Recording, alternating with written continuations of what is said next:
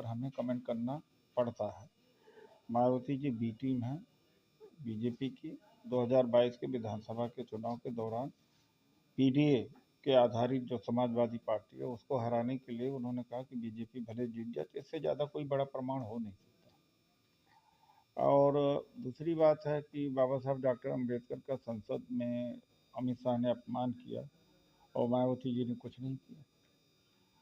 हमने अभी लखनऊ में ये बोला था कि इन्होंने सामाजिक आंदोलन का गला घोटा, अब इनको गला घोटने का समय आ गया है। यानी कहने का मतलब था कि राजनीतिक रूप से इनको लोग पहचाने कि ये दलितों, पिछड़ों या बहुजन की कोई शुभचिंतक नहीं है, ये भी अपने लिए जी रही है, अपने स्वार्थ के लिए, और बीजेपी से समझौता किया है। और मैंने आज तथ्यों के साथ में प्रमाणित किया है कि किस तरह से 4 जनवरी 2011 को लखनऊ हाई कोर्ट के बेंच ने जो फैसला दिया था पदोन्नति में आरक्षण खत्म करना, ऐसा फैसला आना नहीं चाहिए था, क्योंकि सुप्रीम कोर्ट के जजमेंट जिसका नाम है एम नागराज, उसमें 5 जजेस की बेंच ने पदोन्नति में आरक्षण अलाउ किया था। तो लोअर कोर्ट हाई कोर्ट के जजमेंट को अल्टर कर ही नहीं सकता, बदल सकता ही नहीं, लेकिन पैरवी नहीं किया उस समय।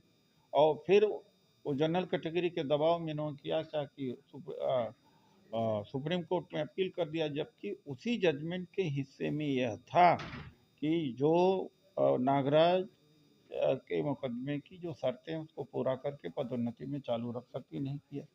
2007 में एक सर्कुलर जारी किया, कहा कि अनुसूचित जाति जनजाति अत्याचार निवारण अधिनियम